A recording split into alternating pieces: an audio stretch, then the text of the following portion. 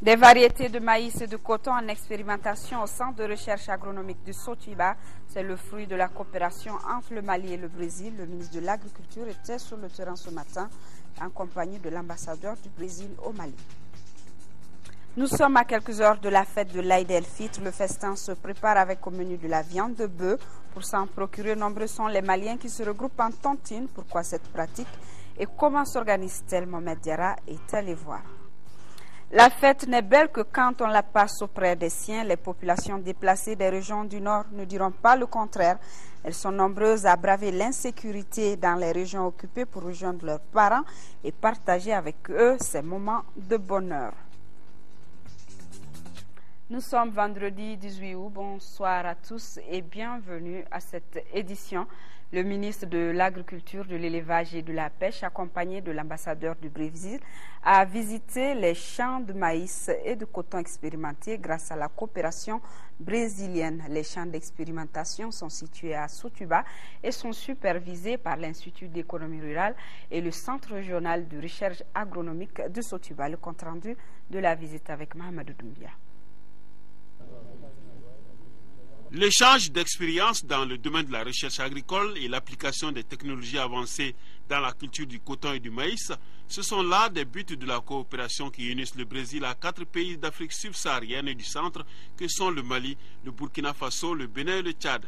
En visitant ces champs de maïs et de coton, l'ambassadeur du Brésil a tenu à prouver toute l'attention particulière que mérite ce projet C4, un exemple en Afrique subsaharienne. Le Brésil et l'Afrique, on partage beaucoup de caractéristiques climatiques, même géographiques. Donc, c'était normal de commencer notre coopération avec notre réussite dans les champs agricoles au Mali, dans l'Afrique. C'était aussi une demande que le gouvernement du Mali nous a fait d'apporter la coopération dans les domaines agricoles. Les parcelles que nous venons de visiter sont des parcelles qui expérimentent la culture sur talus. La culture sur talus, c'est une culture qu'on fait sans labour et il expérimente aussi des essais variétaux entre les variétés brésiliennes et les variétés maliennes. Alors les résultats intermédiaires que nous avons obtenus augurent une productivité de près de 2,5 tonnes à l'hectare. Et vous n'êtes pas sans savoir qu'aujourd'hui, en zone CMDT, la productivité tourne autour de 1 tonne à l'hectare. Dans ce projet d'appui au développement du secteur coton et du maïs, l'Institut d'économie rurale est largement impliqué. La recherche, c'est toujours sur le long terme et les appuis sont aussi pour toujours le long terme. Donc nous remercions effectivement le ministre pour cette visite, mais nous allons toujours les inviter à venir parce que la recherche a besoin d'être visitée, a besoin d'être encouragée, a besoin d'être financée. Les laboratoires de biotechnologie qui n'attendent que du matériel et la fin des travaux de finition pour être opérationnels ont été revus à la fin de cette visite.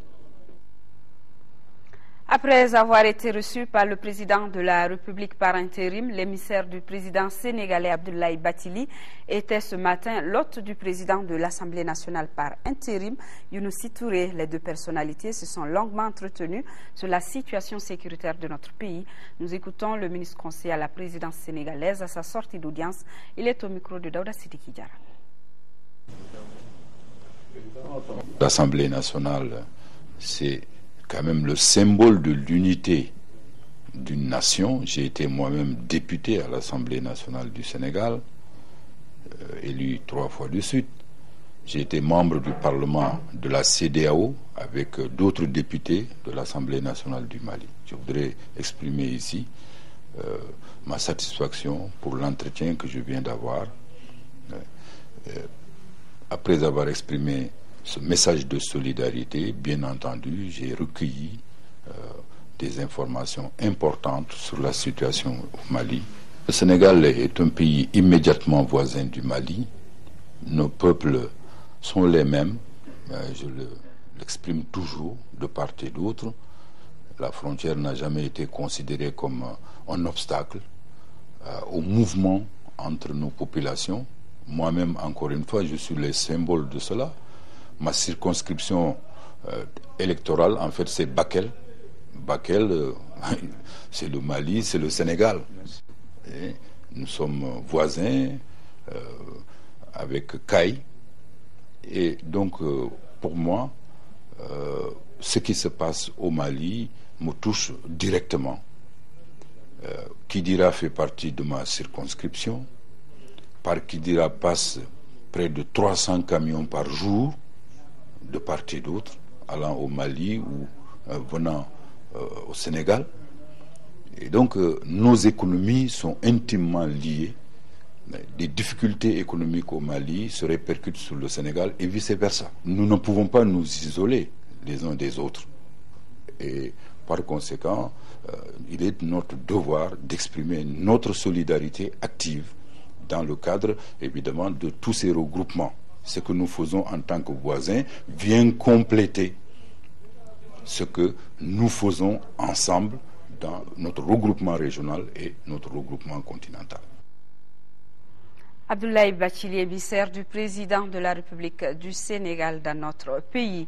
Les élèves déplacés des régions du nord du Mali participeront bel et bien aux différents examens de l'année scolaire 2011-2012. Des cours de rattrapage et une session spéciale seront organisées à leur intention dans les académies d'enseignement de Bamako, de Ségou, San et Mopti. Des cours qui se tiendront du 20 août au 30 septembre dans les académies concernées. Pour l'implication de tous les acteurs dans cette action citoyenne, le ministre de l'Éducation, de l'Alphabétisation et de la promotion des langues nationales a rencontré ce matin les différents syndicats. Gali Agagissa nous fait le compte-rendu. Le ministre de l'Éducation, de l'Alphabétisation et de la promotion des langues nationales avait un seul objectif, celui d'obtenir l'adhésion et l'accompagnement de tous dans l'organisation des cours de rattrapage et de la session spéciale à l'intention des élèves déplacés des régions du Nord n'ayant pas participé aux différents examens de l'année scolaire en cours. Ces élèves venus de l'intérieur et de l'extérieur seront répartis entre les académies d'enseignement de Bamako, Ségou, San et Mopti. Nous avions été contactés par les notables de Gao qui nous ont assuré qu'ils sont en mesure de faire organiser la session spéciale à Gao dans des conditions optimales de sécurité. En plus, pas simplement la sécurité, mais l'autorité de l'État malien est garantie. Prêts à accomplir leur devoir d'éducateur, les leaders syndicaux ont seulement déploré le fait qu'ils n'étaient pas associés aux travaux de préparatifs de ces cours qui se dérouleront du 20 août au 30 septembre 2011. La date de la session qui aura lieu en octobre sera déterminée très prochainement. Actualité politique, le groupe IBK Mali 2012 a été reçu en audience par le président de la République par intérim le samedi 4 et dimanche 12 août 2012. Le regroupement IBK Mali 2012, dans le souci de contribuer à la restauration d'un climat de stabilité politique et de paix, donne son accord de principe au président de la République par intérim et au Premier ministre pour la formation rapide du gouvernement d'union nationale, réaffirme que seul un climat politique apaisé peut nous conduire à l'atteinte des objectifs prioritaires de la transition, dont en tout premier lieu la libération du nord du Mali, déclare que seul un gouvernement d'union nationale ouvert à toutes les forces politiques et sociales, garant d'un tel climat, peut nous permettre de renouer avec la communauté et surtout la coopération internationale vitale pour le développement de notre pays, invitant enfin le président de la République par intérim et le Premier ministre a convoqué dans les meilleurs délais les assises de la concertation nationale des forces vives du Mali aussitôt après la formation du gouvernement. Le président de la République par intérim, Dionkunda Traoré, a également reçu hier en audience les délégations du FDR, le Front Uni pour la démocratie et la République, et de la COPAM, la coordination des organisations patriotiques du Mali. La dite rencontre s'inscrivait dans le cadre de la mission de médiation entreprise par l'honorable Konimba Sidibé en vue de rapprocher les positions des deux groupements politiques. Le président de la République par intérim a vivement souhaité que toutes les composantes des forces vives participent au gouvernement d'union nationale dont la constitution est une urgence qui ne peut plus attendre. La COPAM a réaffirmé sa position qui est de tenir les concertations nationales avant la constitution du gouvernement d'union nationale. Le président de la République par intérim a rappelé que l'unanimité est faite aujourd'hui au sein de Forces Vives sur la nécessité d'organiser ces concertations et a pris l'engagement que les autorités le feront dans les 3 semaines suivant la constitution du gouvernement d'union nationale. À la date du 30 juin, le budget 2012 du Laboratoire national des eaux a été exécuté à hauteur de 75%. C'est ce qui ressort de la 7e session de son conseil d'administration. La rencontre a pris en compte les activités réalisées durant le premier semestre de l'exercice 2012 avec un budget de plus de 700 millions de francs CFA. Salimata Dao. Le contrôle et le suivi de la qualité de nos ressources en eau, dont les sources potentielles de pollution sont de plus en plus nombreuses et variées, demandent un investissement important. Le Laboratoire national des eaux, structure qui s'occupe de cette mission, bien qu'ayant rencontré des difficultés financières, a pu réaliser bien de projets dans le domaine de l'échantillonnage, de l'analyse et du contrôle des eaux. Le laboratoire a effectué durant ce premier semestre de l'année 2012 4632 analyses d'échantillons d'eau sur une prévision annuelle de 10 000 analyses, 1276 analyses physico-chimiques sur une prévision annuelle de 5 000, 3280 analyses bactériologiques sur une prévision annuelle de 4 800. En plus de ces réalisations, un contrôle permanent des eaux a été réalisé au niveau des unités industrielles et dans les zones minières en vue de prévenir les risques de pollution au niveau de ces zones. Près de 18% des 700 millions de francs CFA prévus pour l'exécution des activités 2012 ont été investis. Les 6 prochains mois verront la réalisation de nombreux projets. Nous avons beaucoup de zones minières et ces zones minières utilisent des produits dangereux pour la population. Donc il va falloir se focaliser sur le suivi et le contrôle de la qualité des eaux de ces zones minières. En plus de ça, il y a les activités au niveau des industries. Au niveau aussi de la zone CMDT, qui utilisent aussi des pesticides, donc qui ont un impact vraiment sur la qualité de l'eau. Nous avons des ambitions de perspectives pour les années à venir, surtout pour la construction du siège du Laboratoire national des eaux. Au regard des résultats obtenus lors de l'exécution à mi-parcours de l'exercice 2012, le Laboratoire national des eaux recommande entre autres un traitement antibactérien pour toutes les eaux de mauvaise qualité bactériologique, le recyclage et le pré-traitement des eaux usées et l'application des mesures d'hygiène et d'assainissement.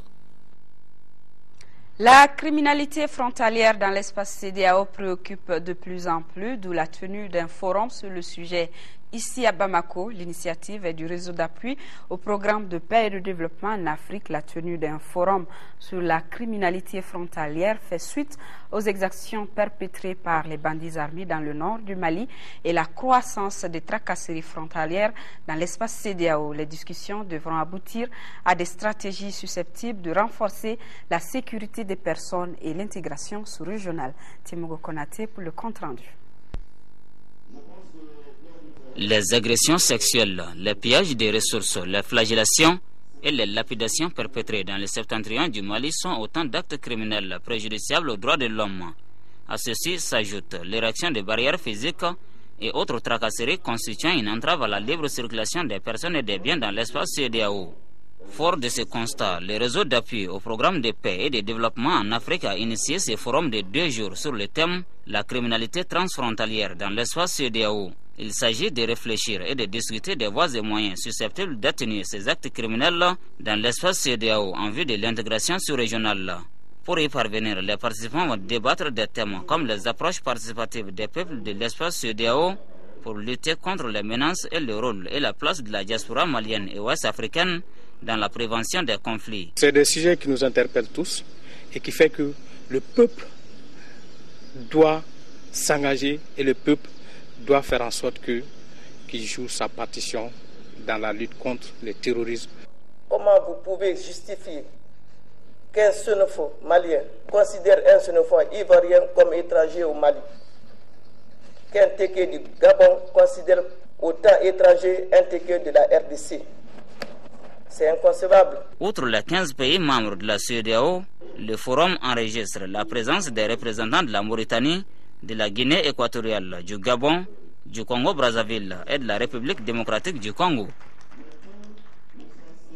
Ce communiqué du collectif des associations du cercle de Niafenke est lourdement attristé par les actes de violence et de barbarie perpétrés aux populations par les forces de l'occupation dans les régions du nord du pays, ayant pris acte des violents affrontements survenus entre la population de la ville de Niafenke et les forces de l'occupation dans la nuit du 15 août 2012. Le collectif condamne le phénomène de l'occupation et invite les autorités à prendre des dispositions urgentes et efficaces pour mettre un terme à l'occupation et préserver les droits humains. Actualité hors du Mali, avec cette vague d'attaques meurtrières menées par des commandos non identifiés contre l'armée ivoirienne en une dizaine de jours. Les forces républicaines ont été victimes d'assauts en série à Abidjan, dans ses environs et dans l'ouest du pays. Hier, à Dabou, 50 km à l'ouest de la capitale économique, les assaillants ont visé non seulement le camp FRC, mais aussi les bases de la police et de la gendarmerie. Ils ont tué 3 civils. Les populations locales sont inquiètes. Inquiétude et incompréhension planent toujours sur Dabou. Après une nuit de tirs nourris, les habitants de cette petite ville à 50 km à l'ouest d'Abidjan sont choqués. On a très peur, on a peur, parce que bon, on ne sait pas, d'un moment à l'autre, ça peut basculer, bon. C'est vraiment inquiétant. On n'a pas dormi toute la nuit. Ça a été terrible, la nuit a été terrible pour nous.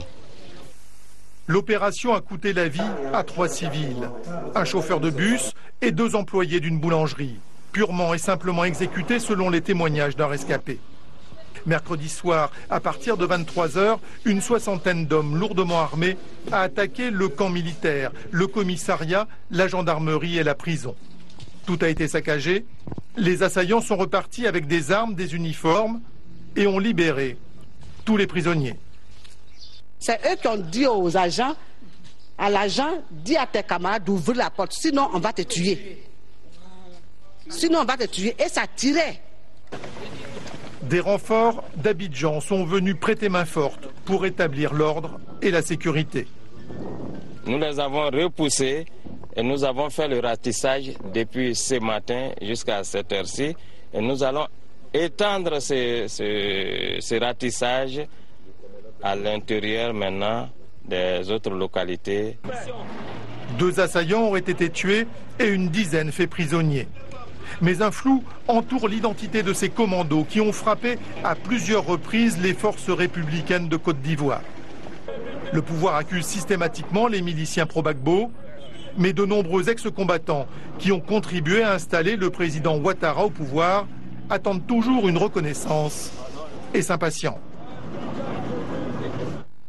Les 300 observateurs de l'ONU dans la crise syrienne plient bagage alors que les combats se poursuivent à Alep après l'échec de la médiation dans la crise. Les Occidentaux pointent la Russie et la Chine qui ont opposé à 3 reprises leur veto au projet de résolution. D'ailleurs, pour la première fois depuis le début de la crise, la Chine a appelé le régime syrien à un cessez-le-feu et à accepter la médiation. Alors que les bombardements font rage à Alep, les 300 observateurs de l'ONU plient bagage en Syrie après l'annonce par le Conseil de sécurité de la fin de leur mission face à la poursuite des combats entre insurgés et forces gouvernementales. La constatation générale a été que les conditions n'étaient pas remplies pour la poursuite de cette mission, mais qu'il existait une volonté consensuelle du Conseil de maintenir une présence des Nations Unies à Damas. Une présence assurée par le diplomate algérien Lakhdar Brahimi qui a accepté de remplacer Kofi Annan comme médiateur. Une nomination bien accueillie par le ministre syrien des Affaires étrangères qui n'a pas manqué de fustiger les pays arabes qui soutiennent la rébellion.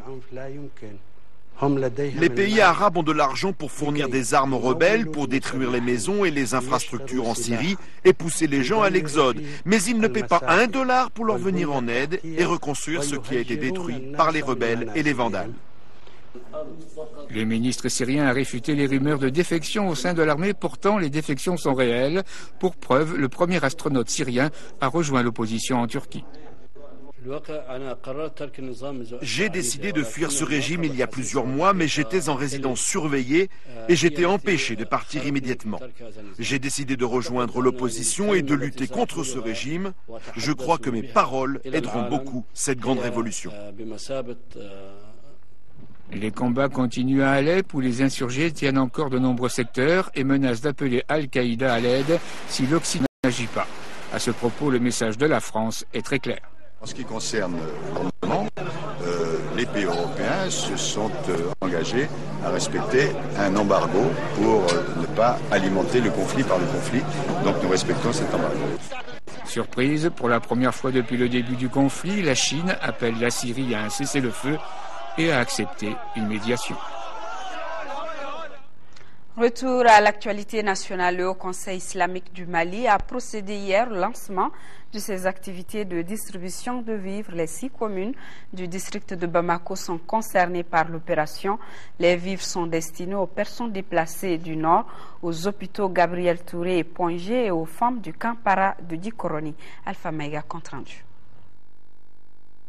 Cette opération de distribution de vivres a pour objectif principal de soulager la souffrance des uns et des autres. Il s'agit des populations déplacées du nord du Mali à Bamako et les femmes du Kampara de Dikoroni. Aussi sont concernés par cette opération de distribution les pensionnaires et les personnes vulnérables des hôpitaux du Point-G, du Gabriel Touré et de l'hôpital du Mali. L'opération est une initiative du Haut Conseil islamique du Mali. L'islam, c'est une religion vraiment d'entraide, de solidarité. Nous avons fait ce choix, c'est par rapport à plusieurs raisons. Chez nous, par rapport à la solidarité, donc les déplacés, beaucoup de déplacés sont partis au niveau des parents. Ces parents aussi sont en difficulté.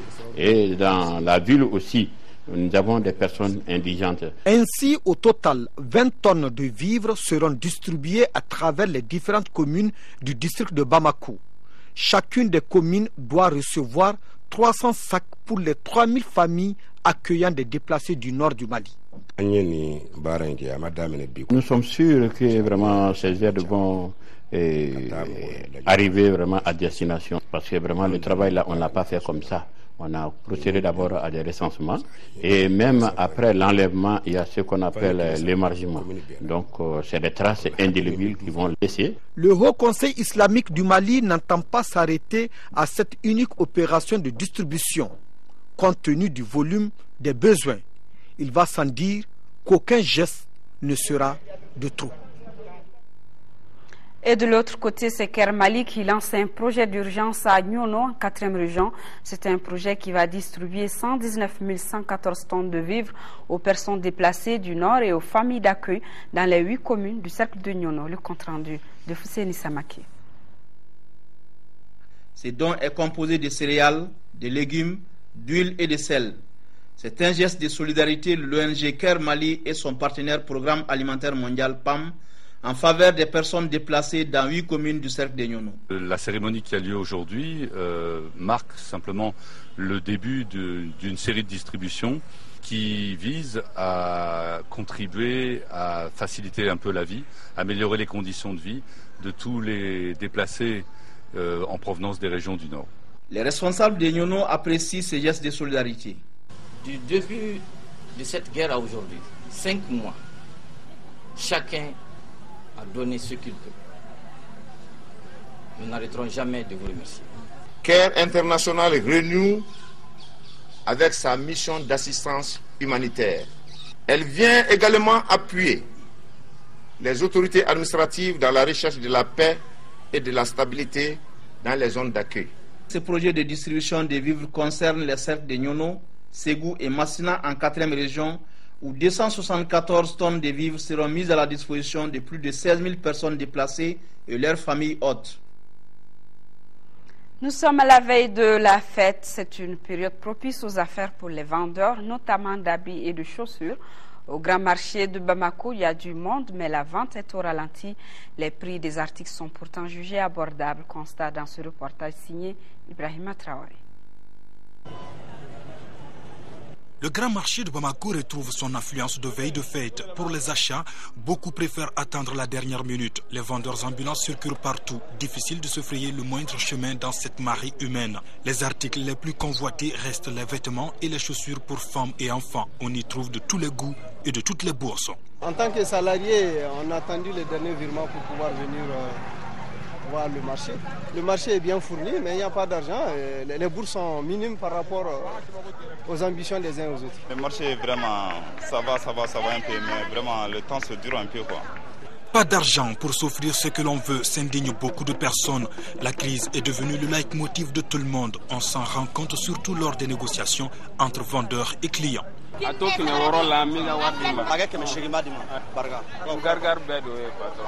mon avis, c'est abordable. Hein.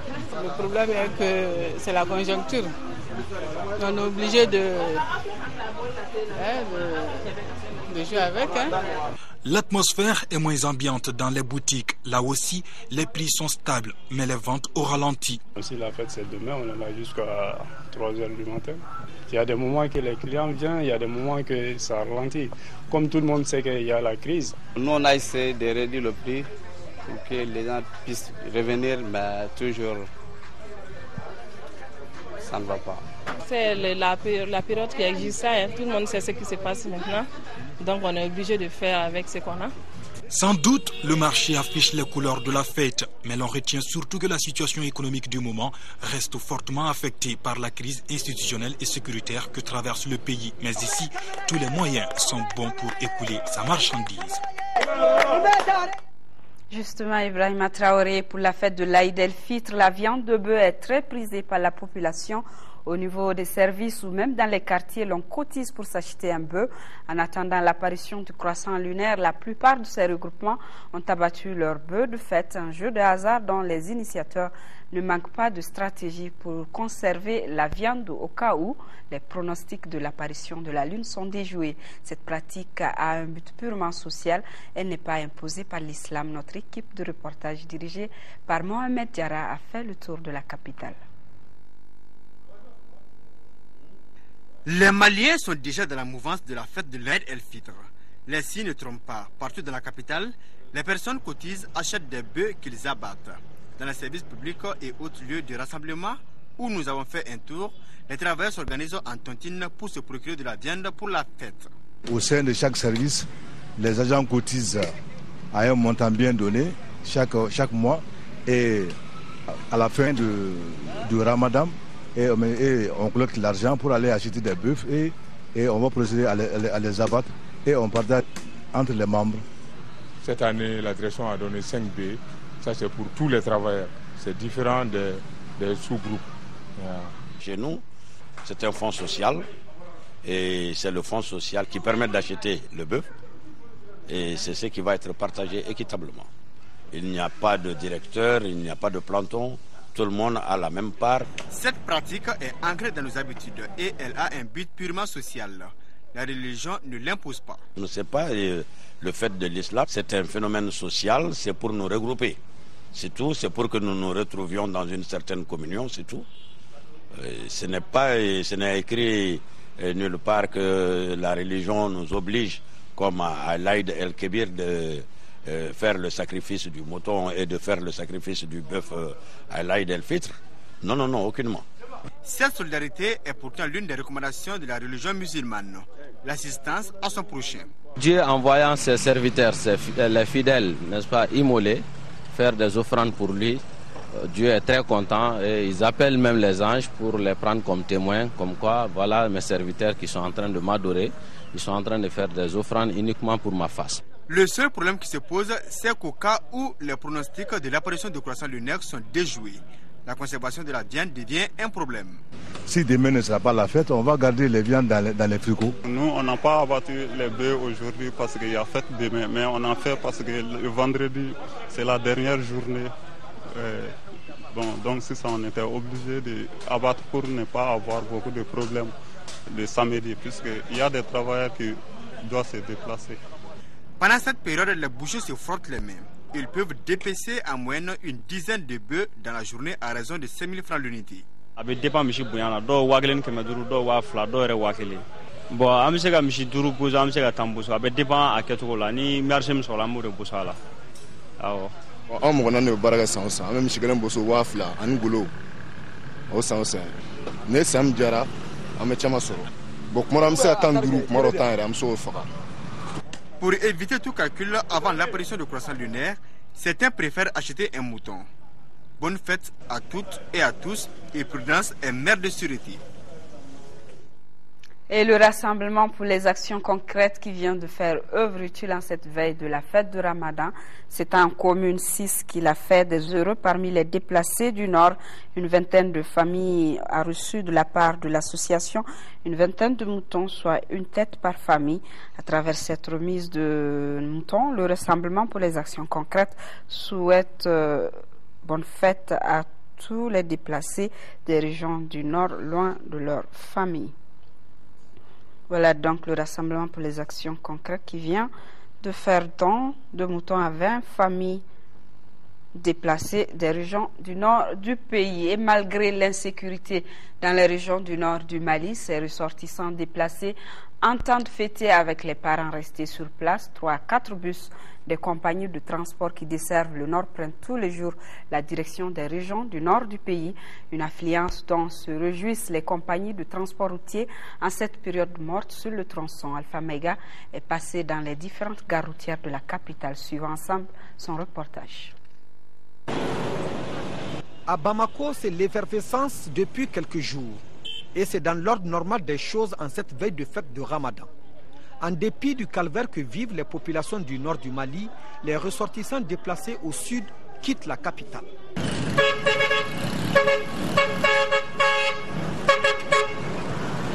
Je retourne à Gao. Je ne vois pas de risque sur la route. Je vais aller fêter dans ma famille. Je vais à Rarousse pour la fête des Ramadan. Je n'ai pas le choix. Malgré que la zone est occupée, il y a l'inondation. Certes mieux, je vais pour les travaux champêtres. Je vais aller fêter à Gao. Bon, c'est qu'avec la situation de maintenant, là, mais on ne peut pas abandonner notre ville comme ça. Il faut qu'on retourne pour aller fêter là-bas. Moi, je travaille à Menaka. Ils n'ont certes pas le choix. Certains sont poussés par la cherté de la vie de Bamako. D'autres sont guidés par l'amour de la terre qui les a vus naître. Malgré que Gao est sous occupation, moi je n'ai nulle part où aller. Il me faut retourner chez moi parce que j'ai laissé femmes et enfants derrière moi. Je vais à Gao. Même si Gao est sous occupation, j'y vais. C'est le sable de Gao qui m'a vu naître. Ici à Bamako, la vie coûte cher. La location de maison, sans compter les frais d'eau, d'électricité et la nourriture. Si je dois mourir, ce sera à Gao.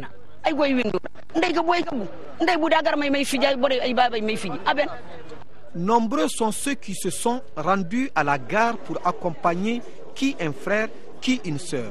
Et parmi ceux-ci, le premier administrateur du cercle de Menaka qui reste toujours en contact avec ses administrés malgré la distance. Je suis venu tout juste accompagner mon chauffeur qui tient à aller passer la fête de Ramadan à la maison à Gao.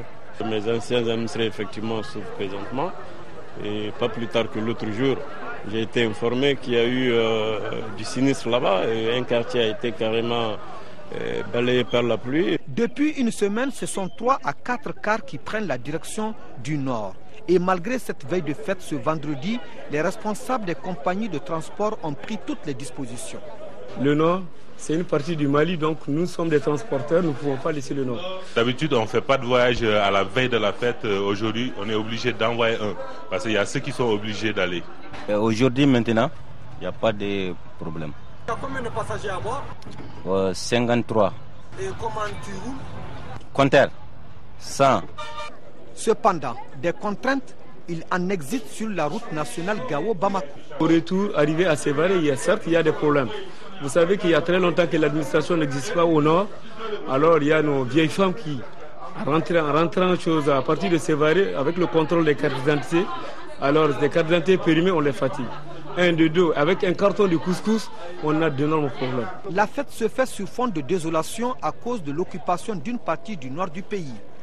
Qu'il soit du sud, du centre ou du nord, le vœu de tout un chacun, c'est que la fête soit belle. Et l'après-fête annonce de meilleurs jours pour tous les Maliens. On le souhaite bien et nous venons de l'apprendre. La lune a été aperçue dans plusieurs localités. Avec moi dans ce studio, Mamadou Koné, un des membres de la Commission nationale d'observation de la lune. Mamadou Koné, bonsoir. Bonsoir. Vous avez le communiqué officiel. Communiqué officiel.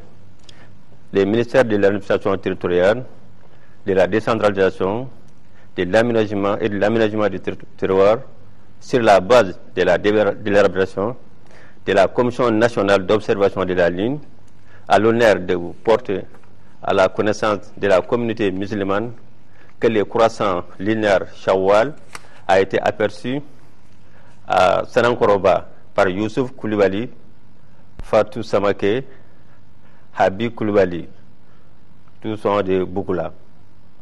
Kouloukoro par Bourama Berté et Mamadou Berté sont enseignants. Et Baraouli, dans la commune de Baraouli, Boadje partout, par Mamadou Koulibaly. Et Bakari Baruko Dala, c'est Baruko Dala Mopti. C'était apparu par Mama Kamou.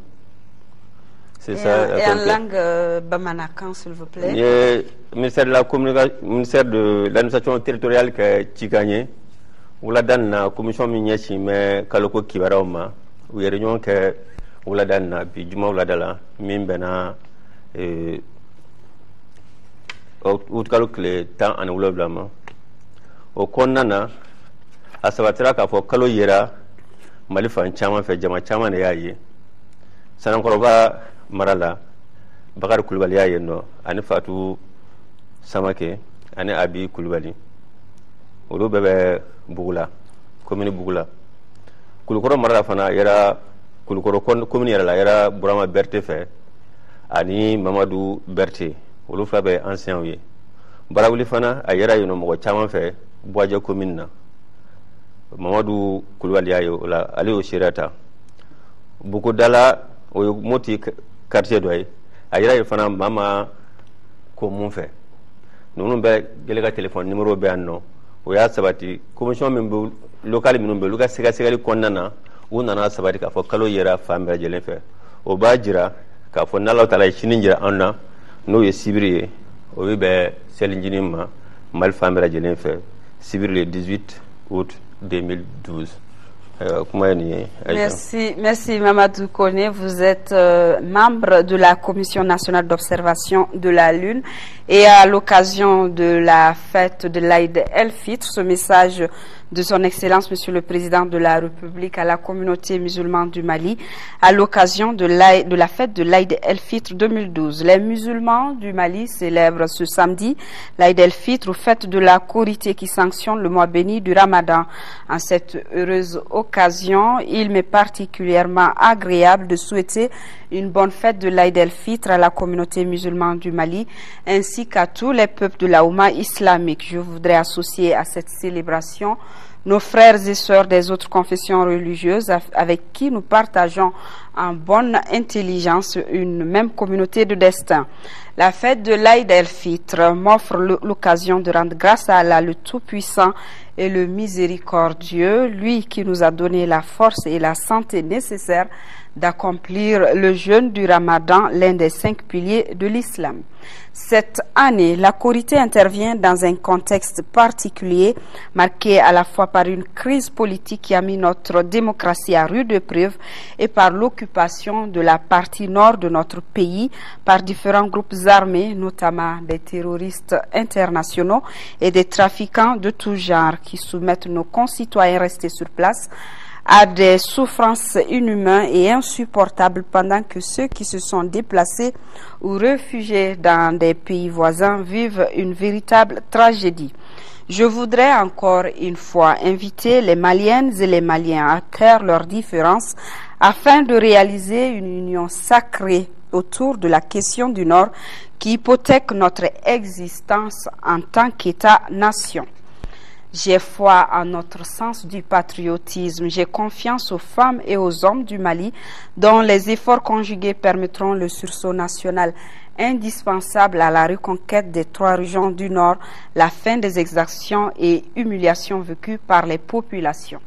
J'exprime ma profonde gratitude à ceux et celles qui, tout au long du mois de Ramadan, ont fait preuve de générosité et d'altruisme envers nos concitoyens les moins nantis. Par la même occasion, j'adresse mes sincères remerciements à l'ensemble des imams et érudits de notre pays pour leurs prêches et prières formulées pour la nation. En cette période hivernale, je voudrais saluer et encourager nos populations rurales qui ne ménagent aucun effort pour produire les vivres dont notre pays a besoin. Enfin, j'ai une pensée émue pour les victimes des récentes inondations au Mali, en Afrique et dans le reste du monde. Bonne fête de l'Aïd el-Fitr à toutes et à tous, qu'Allah protège le Mali. Message du président de la République par intérim, le professeur Diokounda Traoré. Actualité sportive à présent avec du football féminin au compte des quarts de finale.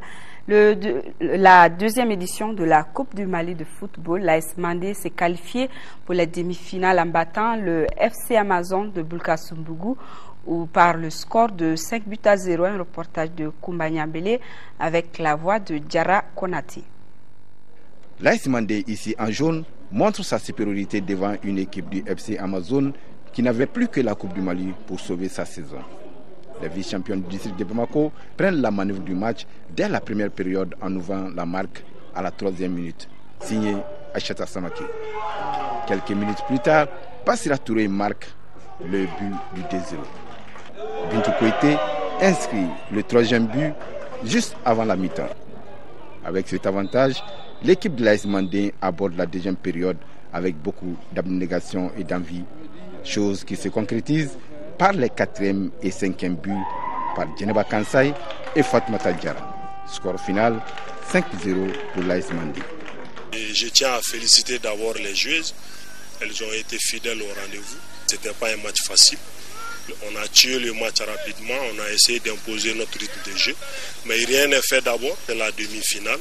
C'est une nouvelle étape qui commence. On va se concentrer et travailler dur.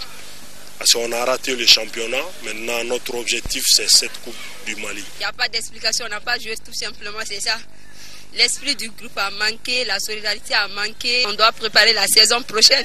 L'AS Mandé obtient ainsi son ticket pour la demi-finale de la 2e édition de la Coupe du Mali de football. Quant aux Amazones de Bulkasumbougou, elles sortent bredouilles de la saison 2011-2012.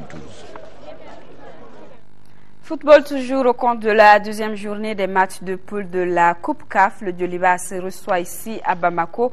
L'AS Léopard du Congo, quant au stade malien de Bamako, il joue au Maroc contre le Wydad Athletic Club de Casablanca. Les 2 matchs auront lieu demain samedi ici. Abdul Karim Kaba. Le champion du Mali, le Djoliba AC, affronte ce samedi AC Léopard de Dolosie du Congo au compte de la 2e journée des matchs de poule de la Coupe de la Confédération. Déjà vainqueur en première journée, le Djoliba AC veut continuer sur ce chemin. C'est pourquoi les hippopotames sont plus que jamais requinqués pour ce match. On est bien rentré dans la compétition. Je pense que le match suivant aussi, on essaiera de tout faire pour l'emporter, pour bien continuer le reste de la compétition. L'élimination en demi-finale de la Coupe du Mali n'affecte en rien le moral des Rouges de Hérémakono. Au contraire, cela a été une occasion pour l'équipe de se mettre en cause et de redoubler d'ardeur malgré la longue saison. C'est vrai que quand vous vous qualifiez à une Coupe d'Afrique, vous atteignez la phase finale d'une Coupe d'Afrique. Ça veut dire que vous avez les moyens de la remporter. Vous êtes sur le même pied d'égalité que ceux qui sont qualifiés.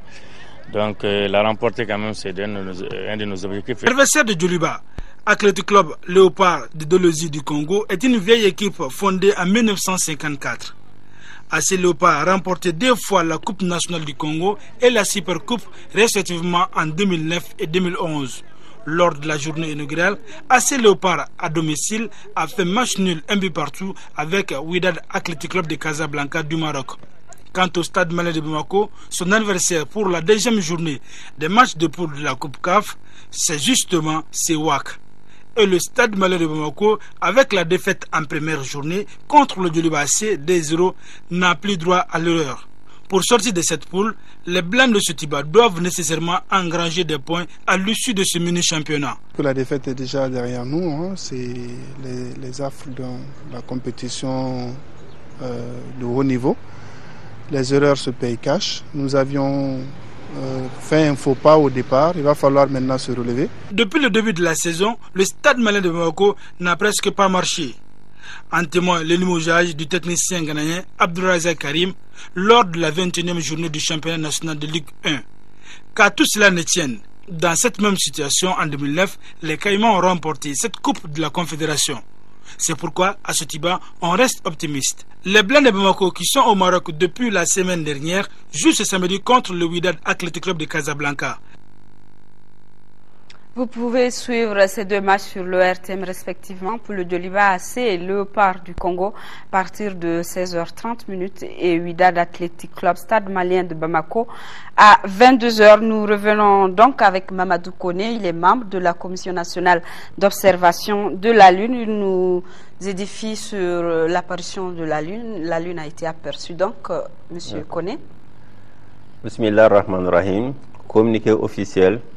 Les ministres de l'administration territoriale, de la décentralisation et de l'aménagement du territoire, sur la base de la célébration de la Commission nationale d'observation de la Lune, à l'honneur de porter à la connaissance de la communauté musulmane que le croissant lunaire Shawwal Selengini Kalo a été aperçu à Sanankoroba, Boura et à Kouloukoro, à Baraouli et à Mopti, quartier Bourouda Daga. Merci, c'est vendredi 17 août 2012. En conséquence, la fête de Ramadan, Aïd al-Fitr, sera célébrée en République du Mali le samedi 18 août sur toute l'étendue du territoire national. Merci. Merci beaucoup, Monsieur Koné. Bonne fête à toutes et à tous. Et une édition spéciale est prévue avec la Commission nationale d'observation de la Lune. Juste après cette édition, elle vous édifiera davantage sur l'apparition de la Lune en langue bamanakan notamment. Ce communiqué en raison de la prière de la fête de Ramadan, le commandant de la compagnie de circulation routière informe les usagers de la route que la circulation sera momentanément interrompue dans les environs immédiats de la grande mosquée de Bamako le samedi 18 août 2012 de 6h30 jusqu'à la fin de la cérémonie de prière. En conséquence, il invite les usagers de la route à obtempérer aux injonctions des forces de police en vue de faciliter le passage des fidèles musulmans. Bonne fête à tous les Maliens, que la paix nous revienne. Merci de rester de cœur et d'action en ce jour spécial avec nos compatriotes des régions du nord du Mali. À demain soir. Merci à tous.